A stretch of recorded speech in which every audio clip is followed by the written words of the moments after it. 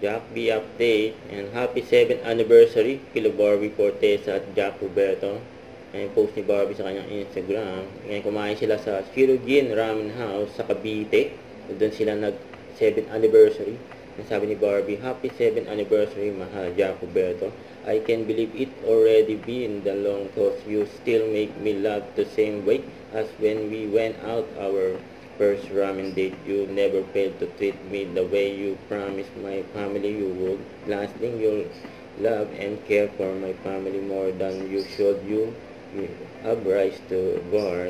My love so grateful for you. Mahal na mahal kita. Sabi ni Jack, mahal, 7 years, mahal ko, I love you so much, you know. Ayun kami pang kinain nila, ramen. Favorite nilang dalawa yan eh. Diyan sila nagkumpisa eh. First date nila, ramen. Siyempre, 7th anniversary din nila, ramen din. Kasi busy sila parehas eh. Si Barbie may taping. Si Jack naman ay busy sa papagawa ng dream house nila ni Barbie. Tapos ito pa may picture pa kay Jack. Sabi, thank you for visiting my store, idol. Nagkay mga picture ni Jack. Maswerte na akong pa-picture.